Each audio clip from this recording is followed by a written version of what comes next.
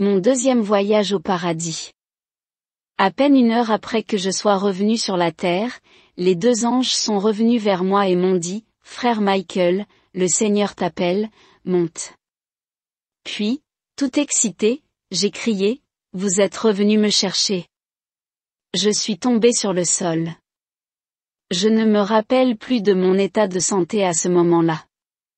Ensuite, je me suis aperçu que j'avais un corps semblable au leur et nous avons quitté ce lieu pour le paradis. Nous sommes aussitôt arrivés à la belle porte. Jésus se tenait là.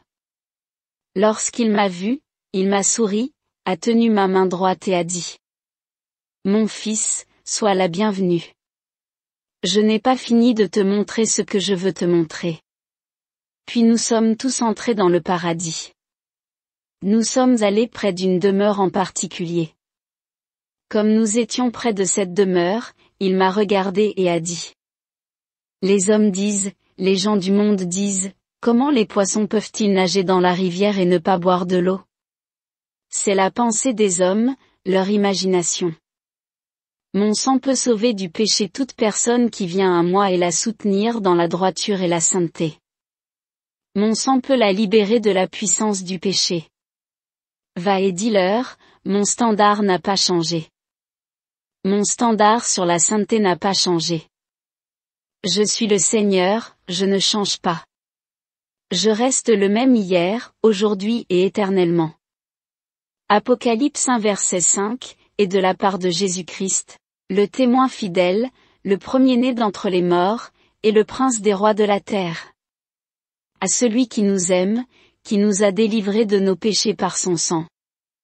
Dans Hébreux 09 verset 14, combien plus le sang du Christ, qui, par l'Esprit éternel s'est offert lui-même sans tache à Dieu, purifiera-t-il votre conscience des œuvres mortes, afin que vous serviez le Dieu vivant.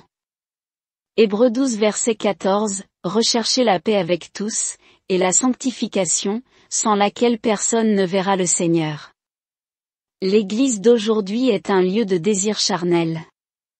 Jésus a continué, l'Église est devenue un lieu de plaisir où toutes sortes de méchancetés sont pratiquées.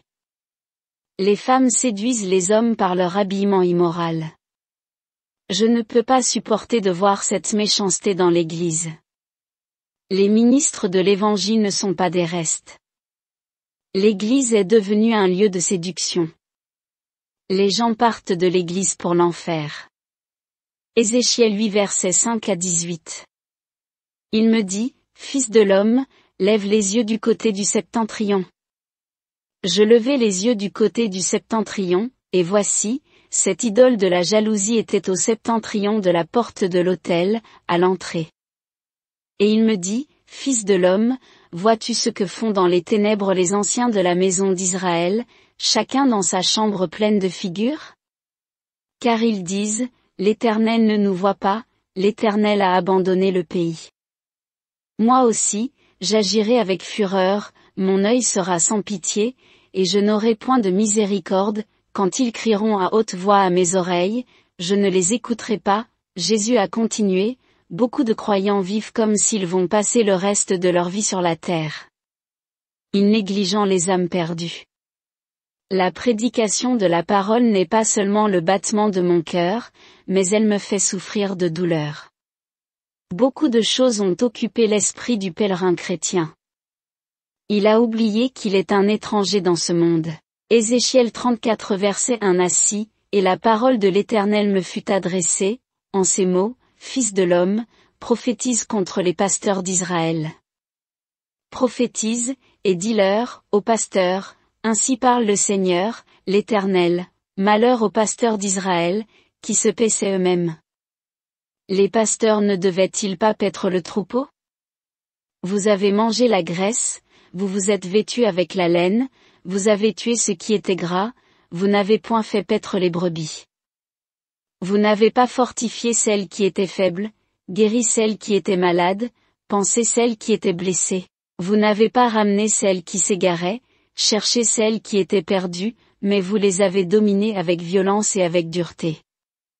Elles se sont dispersées, parce qu'elles n'avaient point de pasteur, elles sont devenues la proie de toutes les bêtes des champs, elles se sont dispersées. Mon troupeau est errant sur toutes les montagnes et sur toutes les collines élevées, mon troupeau est dispersé sur toute la face du pays, nul n'en prend souci, nul ne le cherche. Couronne pour les fidèles. J'ai été emmené dans une maison particulière où j'ai vu de nombreuses couronnes. Ce château était très grand et plein de couronnes.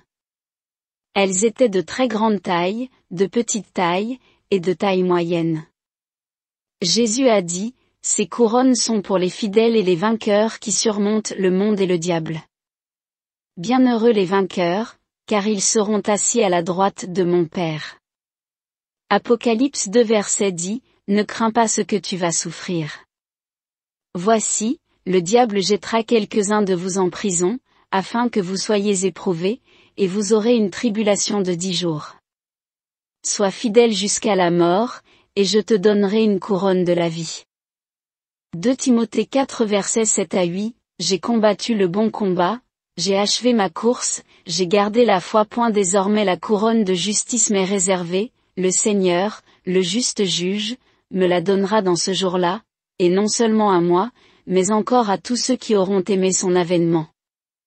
J'ai vu mon défunt ami au paradis. Jésus dit encore, je vais te montrer que l'on peut me servir dans la justice et la sainteté tous les jours de sa vie au milieu de cette génération corrompue et perverse sur la terre. Je vais te montrer ton ami qui est mort dans le monde. Cet ami à moi est mort à Jalingo dans l'état de Taraba au Nigeria, le 7 novembre 2001. Il était un ami proche en effet. Nous étions copains à l'école secondaire. Nous sommes allés à l'école polytechnique même, bien qu'il avait une année d'avance sur moi. Là, dans l'école polytechnique, nous avons étudié ensemble, nous mangions ensemble, chantions dans la chorale ensemble et même dormions sur le même lit. Nous avions tout en commun. Alors Jésus m'a emmené à un très bel hôtel. Comme si mon ami avait eu la connaissance de notre arrivée, il est sorti de la maison, l'air très glorieux. Il portait une grosse couronne sur sa tête et avait un grand sourire. Quand il m'a vu, il m'a dit tout excité, « Michael au frère, sois la bienvenue. » Nous nous sommes serrés les mains. Jésus l'a pointé du doigt et a dit, « Regarde-le, vous avez travaillé dans ma vigne ensemble, vous avez tout en commun. S'il l'a fait, tu peux aussi le faire. C'est pour te montrer qu'un jeune homme comme toi peut me servir de façon acceptable dans cette génération corrompue, dans la sainteté et la justice tous les jours de sa vie.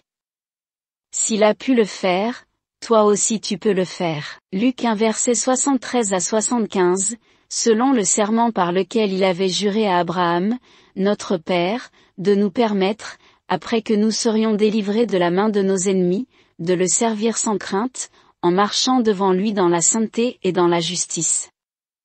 Je suis certain que ce château appartient à mon ami.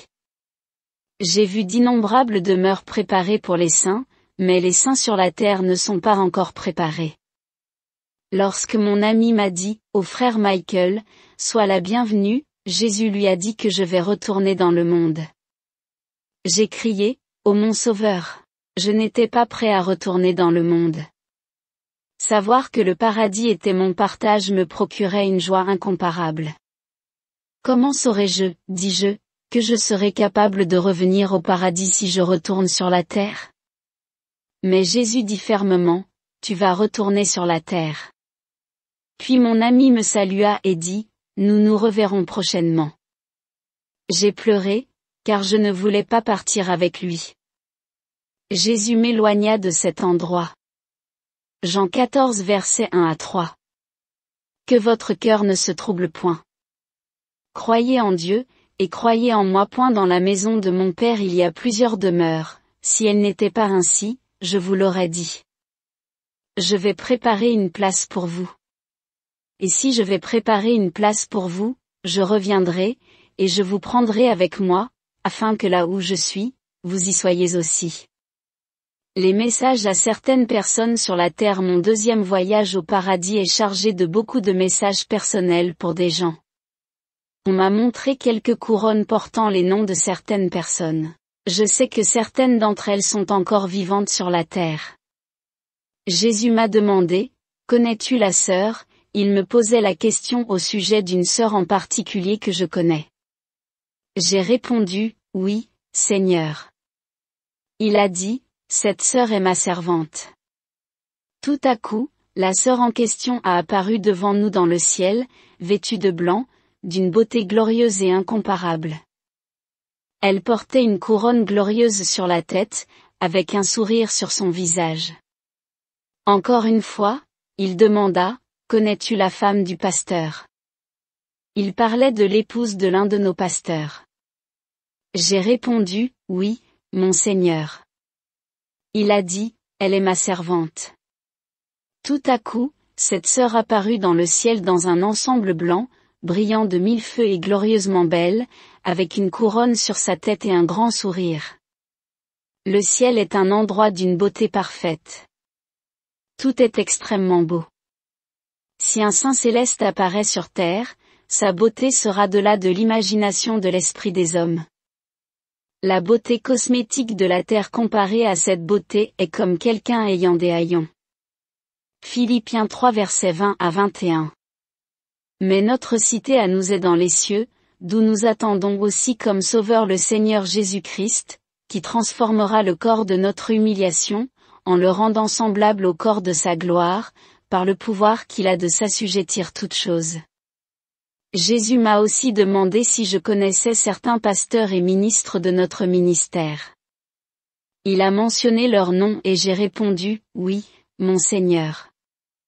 Il a dit, ce sont mes serviteurs. Il m'a donné des messages pour certains membres de ma famille, que j'ai transmis. Jésus a dit, je me tiendrai à tes côtés. Au paradis, j'ai visité beaucoup d'endroits. Je ne peux pas parler de certaines choses que j'ai vues. Il y a certaines choses au sujet desquelles j'ai posé des questions, mais l'ange m'a fait taire. On m'a dit de ne pas parler de certaines choses que j'ai vues, mais de témoigner aux hommes des choses qui m'ont été données. Deutéronome 29 verset 29. Les choses cachées sont à l'Éternel, notre Dieu, les choses révélées sont à nous et à nos enfants, à perpétuité, afin que nous mettions en pratique toutes les paroles cette loi. 1 Corinthiens 2 versets 12 à 13, Or nous n'avons pas reçu l'esprit du monde, mais l'esprit qui vient de Dieu, afin que nous connaissions les choses que Dieu nous a données par sa grâce. Et nous en parlons, non avec des discours qu'enseigne la sagesse humaine, mais avec ceux qu'enseigne l'Esprit Saint, employant un langage spirituel pour les choses spirituelles. Merci à Dieu qui m'a aidé à témoigner des choses qu'il m'a données. Au paradis, Jésus m'a assuré qu'il me soutiendrait. Il a dit: Je t'envoie donc à l'extrémité de la terre pour proclamer à l'homme mon amour et le mettre en garde contre le feu de l'enfer. Il a cité Hébreux 1 verset 9, Tu as aimé la justice et haï l'iniquité, c'est pourquoi Dieu, ton Dieu, t'a oint d'une huile de joie au-dessus de tes compagnons. Jésus a dit, ce verset se réfère à moi, mais si un ministre se soumet lui-même à cette écriture, je vais le soutenir. Il a dit, comme j'aime la droiture et l'iniquité, je t'envoie. Et l'iniquité jusqu'à ta dernière goutte de sang. N'encourage jamais l'iniquité. Prends cet engagement personnel, je serai avec vous. Psaume 97 versets 10 à 11. Vous qui aimez le Seigneur, haïssez le mal. Il garde les âmes de ses fidèles, il les délivre de la main des méchants. La lumière est semée pour le juste, et la joie pour ceux dont le cœur est droit. Hébreux 12 verset 4, Vous n'avez pas encore résisté jusqu'au sang, en luttant contre le péché. 2 Chroniques 16 verset 9, Car l'Éternel étend ses regards sur toute la terre, pour soutenir ceux dont le cœur est tout entier à lui. La deuxième visite en enfer, Jésus dit encore, Je te ramène en enfer pour que tu vois l'agonie de l'enfer. Nous sommes arrivés à la porte et j'ai vu des gens marcher sur le chemin large de l'enfer. Une multitude de personnes paradaient vers l'enfer. En enfer, j'ai entendu les gémissements des damnés. C'était la deuxième fois que j'allais en enfer. J'ai entendu des gens crier et confesser les péchés qu'ils ont refusé d'avouer sur terre. Beaucoup de pasteurs sont en enfer. De nombreux ministres de l'Évangile sont en enfer. Les athées et les diverses catégories de personnes sont en enfer. Aucune langue ne peut raconter l'horreur et les souffrances de l'enfer. Psaume 9 verset 18, les méchants se tournent vers le séjour des morts, toutes les nations qui oublient Dieu. Ésaïe 5 verset 14 à 16, c'est pourquoi le séjour des morts ouvre sa bouche, élargit sa gueule outre mesure, alors descendent la magnificence et la richesse de Sion, et sa foule bruyante et joyeuse. Les petits seront abattus, les grands seront humiliés, et les regards des hautains seront abaissés. L'Éternel des armées sera élevé par le jugement, et le Dieu saint sera sanctifié par la justice. Jésus a dit, je les ai créés et aimés d'un amour éternel, mais ils m'ont haï, c'est pourquoi je vais les détruire avec ma ruine éternelle. Va dire à l'homme que s'il veut venir au paradis, moi, Jésus, je lui donnerai toutes les grâces dont il a besoin pour venir au paradis. Mais si quelqu'un veut aller en enfer, Satan va immédiatement lui donner tout le soutien dont il a besoin pour y être. Deutéronome 30 versets 15 à 20, vois, je mets aujourd'hui devant toi la vie et le bien, la mort et la mal. Car je te prescris aujourd'hui d'aimer l'Éternel, ton Dieu, de marcher dans ses voies, et d'observer ses commandements, ses lois et ses ordonnances, afin que tu vives et que tu te multiplies, et que l'Éternel, ton Dieu, te bénisse dans le pays dont tu vas entrer en possession. Mais si ton cœur se détourne, si tu n'obéis point, et si tu te laisses entraîner à te prosterner devant d'autres dieux et à les servir, je vous déclare aujourd'hui que vous péririez, que vous ne prolongerez point vos jours dans le pays dont vous allez entrer en possession, après avoir passé le Jourdain. Je prends aujourd'hui à témoin contre vous le ciel et la terre, j'ai mis devant toi la vie et la mort, la bénédiction et la malédiction. Choisis la vie, afin que tu vives, toi et ta postérité. Pour aimer l'Éternel, ton Dieu, pour obéir à sa voix, et pour t'attacher à lui, car de cela dépendent ta vie et la prolongation de tes jours, et c'est ainsi que tu pourras demeurer dans le pays que l'Éternel a juré à tes pères, Abraham, Isaac et Jacob.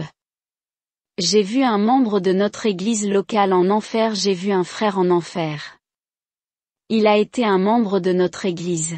Ce frère était très engagé et plein de zèle. Cependant, il est mort n'ayant pas confessé son péché et s'est trouvé en enfer. Quand je l'ai vu, je ne croyais pas qu'il était le seul. J'ai tapoté Jésus et lui ai demandé, « Mon Seigneur, est-ce le frère de telle église ?» Il a répondu, « Oui. » Ce frère s'est mis à parler, « J'ai commis la fornication et je l'ai caché. La mort est venue et m'a emporté. » Si un frère d'un tel zèle et engagement pourrait encore aller en enfer, nous devons craindre Dieu tous les jours. Proverbe 28 verset 13, celui qui cache ses transgressions ne prospère point, mais celui qui les avoue et les délaisse obtient miséricorde. Jacques 5 verset 16, confessez donc vos péchés les uns aux autres, et priez les uns pour les autres, afin que vous soyez guéris. La prière fervente du juste a une grande efficacité. La vue de la souffrance m'a convaincu de prêcher la sainteté. Jésus, les deux anges et moi étions ensemble. Il dirigea sa main vers l'enfer et dit. L'homme ne peut pas comprendre la nature des tourments de l'enfer, cependant, va la lui dire. Dis-lui que même si toutes les souffrances de la terre étaient rassemblées pour être supportées par un seul homme, elles ne seraient toujours pas comparées à ce que l'homme subira pendant 24 heures en enfer. Mais l'homme ne peut comprendre, va aussi le lui dire. Jésus continua.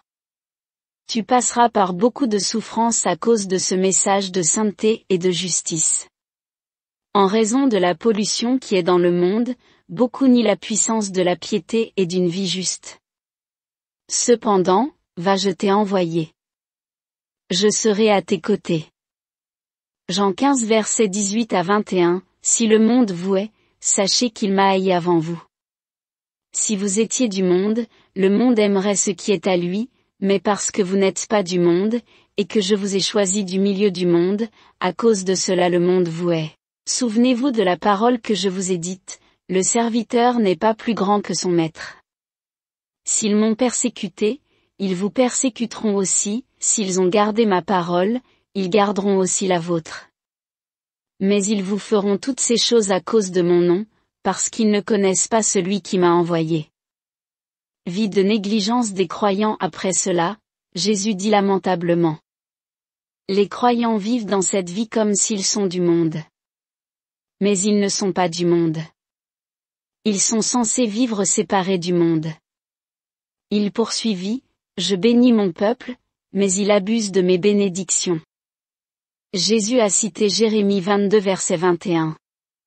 Je t'ai parlé dans le temps de ta prospérité, tu disais, je n'écouterai pas. C'est ainsi que tu as agi dès ta jeunesse, tu n'as pas écouté ma voix. Jésus a dit. Les gens ne se préoccupent guère des pauvres et des nécessiteux. Très malheureusement, le pèlerin a oublié qu'il est un étranger dans ce monde. L'Église ne fait rien pour les âmes des hommes qui meurent dans le monde. L'Église doit se réveiller de son sommeil et sauver les hommes de l'enfer. Il a cité 2 Pierre 3 versets 8 à 14. Mais, bien-aimés, ne soyez pas ignorants de cette seule chose, qu'un jour est devant le Seigneur comme 1000 ans et 1000 ans comme un jour. Le Seigneur ne tarde pas à accomplir sa promesse, comme quelques-uns le croient, mais il use de patience envers nous, ne voulant pas qu'aucun périsse, mais voulant que tous arrivent à la repentance. Mais le jour du Seigneur viendra comme un voleur dans la nuit, en ce jour, les cieux passeront avec fracas, et les éléments embrasés se dissoudront, et la terre avec les œuvres qu'elle renferme sera consumée. Puisque donc toutes ces choses doivent se dissoudre, qu'elles ne doivent pas être la sainteté de votre conduite et de votre piété. Tandis que vous attendez et hâtez l'avènement du jour de Dieu, à cause duquel les cieux enflammés se dissoudront et les éléments sont embrasés se fondront. Mais nous attendons, selon sa promesse, de nouveaux cieux et une terre nouvelle, où la justice habitera. C'est pourquoi, bien-aimés, en attendant ces choses, appliquez-vous à être trouvés par lui sans tache et irrépréhensibles dans la paix. Jésus a catégoriquement dit. Hébreux 12 verset 14, recherchez la paix avec tous les hommes, et la sanctification, sans laquelle personne ne verra le Seigneur. Il a dit, allez dire à l'homme que mon standard n'a pas changé. Le niveau de la parole de Dieu n'a pas changé. Je n'ai pas changé mon standard pour toutes les générations, pour tous les âges, pour tous les gens. Psaume 119 verset 89, pour toujours, ô Éternel, ta parole est dans les cieux. Jésus a dit, tu vas retourner dans le monde. Il m'a amené à la porte et a dit, je te reverrai. Puis, les 2 anges m'ont amené sur le chemin. Comme nous allions, j'ai vu au loin un endroit ressemblant à un globe. C'était sombre mais je voyais des lumières de part et d'autre, certaines lumières étaient éclatantes, d'autres brillaient faiblement et il y en avait qui s'éteignaient presque. J'ai demandé à l'ange, quel est cet endroit que je vois au loin? Il répondit, c'est le monde sale auquel les hommes s'accrochent et pour lequel ils gaspillent les jours de leur vie. Les lumières que tu vois ci là représentent la lumière de Christ sur les chrétiens. J'ai vu la vanité du monde et son mensonge sur l'homme. Ecclésiaste 12 verset 8, vanité des vanités, dit le prédicateur, tout est vanité. Matthieu 16 verset 26, et que servirait-il à un homme de gagner tout le monde, s'il perdait son âme? Ou que donnerait un homme en échange de son âme? C'est le récit de ma 2e visite au paradis et en enfer. Je ne peux pas dire toutes les choses que j'ai vues et entendues. Nous sommes allés à plusieurs endroits dans le ciel.